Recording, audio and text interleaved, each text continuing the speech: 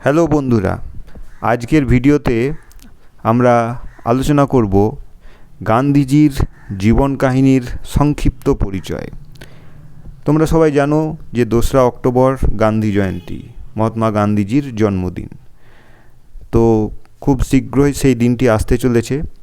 তারই পূর্বে গান্ধীজির জীবন কথা নিয়ে আজকের এই ছোট্ট ভিডিও সংক্ষেপে, একেবারে সংক্ষেপে 10 লাইনের মধ্যে করা হয়েছে। এমনিতে ইতিহাসের পাতায় চোখ রাখলে আমরা গান্ধীজির জীবন কাহিনী, তার যে কর্মকাণ্ড, তার বিস্তর পরিচয় আমরা পেয়ে থাকি। কিন্তু একেবারে সংক্ষেপে যে সমস্ত তথ্যগুলো আমাদেরকে জেনে রাখাটা একেবারেই জরুরি, সেই তথ্যগুলো নিয়েই আজকের এই ভিডিও। তো প্রথমেই লেখা আছে যে জাতির জনক মহাত্মা গান্ধী ছিলেন ভারতের তথা বিশ্বের অন্যতম মহান ব্যক্তিত্ব। অর্থাৎ তিনি শুধুমাত্র ভারতের মধ্যেই নন, বিশ্বের মানুষের মধ্যেও তিনি বিশেষভাবে পরিচিত, বিশেষভাবে সম্মানিত হয়েছিলেন। 2 নাম্বার, তিনি তার সহজ সরল জীবনযাপন এবং সত্য ও অহিংসার নীতির কারণে দেশবাসীর কাছে এক আদর্শ প্রতিষ্ঠা করে গেছেন। আমরা জানি যে গান্ধীজি ছিলেন সত্য আর অহিংসার পূজারী।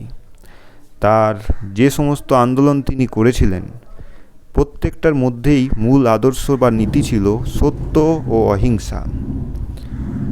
তো সেটাই তার আদর্শ ছিল। 3 নাম্বার, গান্ধীজির জন্ম হয় 1869 খ্রিস্টাব্দের 2রা অক্টোবর গুজরাটের পোরবন্দর এলাকায়, আর তার প্রকৃত নাম ছিল মোহনদাস করমচাঁদ গান্ধী।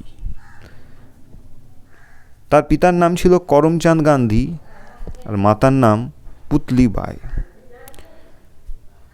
তো এক্ষেত্রে আরেকটা জিনিস বলে রাখি যে গান্ধীজির জন্ম হয়েছিল পোরবন্দরে, কিন্তু পিতার কর্মসূত্রে তারা পুরো পরিবার রাজকোটে চলে এসেছিলেন, আর সেখান থেকেই তার বিদ্যালয় শিক্ষা সম্পূর্ণ হয়েছিল।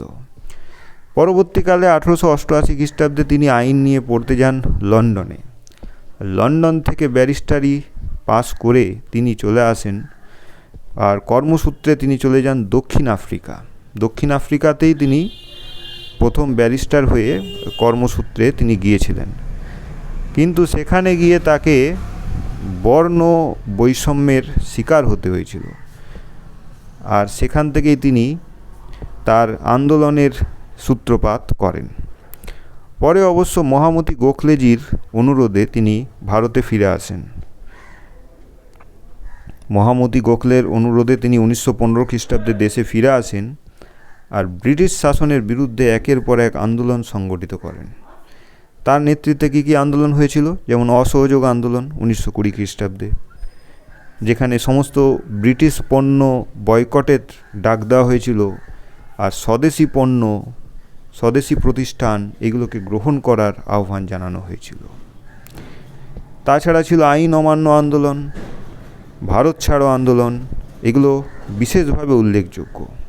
7 নম্বর পয়েন্ট, ব্রিটিশ সরকার লবণের ওপর যে কর আরোপ করেছিল, সেইটার প্রতিবাদে তিনি পায়ে হেঁটে ডান্ডি অভিযান করেছিলেন।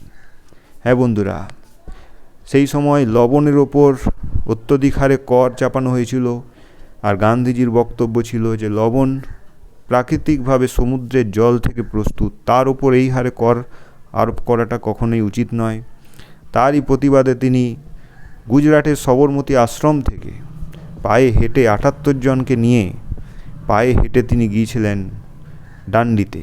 ডান্ডি সমুদ্র উপকূলবর্তী একটা গ্রাম, সেখানে গিয়ে তিনি প্রতীকী লবণ আন্দোলন করেছিলেন। আর পরবর্তীকালে তার যে পায়ে হেঁটে তিনি যাত্রা করেছিলেন, সেখানে প্রচুর মানুষ স্বতঃস্ফূর্তভাবে আন্দোলনে যুক্ত হয়েছিলেন। পরে 1942 খ্রিস্টাব্দে তার নেতৃত্বে সংগঠিত হয়েছিল ভারত ছাড়ো আন্দোলন, যেটা ইতিহাসে আগস্ট আন্দোলন নামেও পরিচিত। এই আন্দোলনে তিনি দেশবাসীর উদ্দেশ্যে ডাক দিয়েছিলেন করেঙ্গে ইয়া মরেঙ্গে, ডু অর ডাই, অর্থাৎ হয় আমরা স্বাধীনতা অর্জন করব, না হলে প্রাণ বিসর্জন করব। এই ডাক, এই স্লোগান সেই সময় সমগ্র দেশবাসীর কাছে স্বাধীনতার ইচ্ছাকে তীব্রতর করে তুলেছিল। সেই সঙ্গে ব্রিটিশ শাসনের ভিতকেও তীব্রভাবে নাড়িয়ে দিয়েছিল। যাই হোক, এর ফলস্বরূপ আমরা 1947 খ্রিস্টাব্দে 15 আগস্ট স্বাধীনতা লাভ করি, কিন্তু তার পরের বছর 1948 খ্রিস্টাব্দে 30 জানুয়ারি নাথুরাম গডসের হাতে গান্ধীজি নিহত হন। গান্ধীজি আজ আমাদের মধ্যে নেই ঠিকই, কিন্তু তার যে আদর্শ, সত্য অহিংসার নীতি, এইগুলো আজও আমাদেরকে অনুপ্রাণিত করে। 2 অক্টোবর গান্ধী জয়ন্তীর দিন রাষ্ট্রসংঘ থেকে আন্তর্জাতিক অহিংসা দিবস হিসাবে ঘোষণা করেছে। তো আজকের ভিডিওটি বন্ধুরা এখানেই শেষ করছি। এরপর আবার চলে আসব অন্য কোনো টপিক নিয়ে। ততক্ষণ পর্যন্ত সবাই ভালো থাকবে। ধন্যবাদ।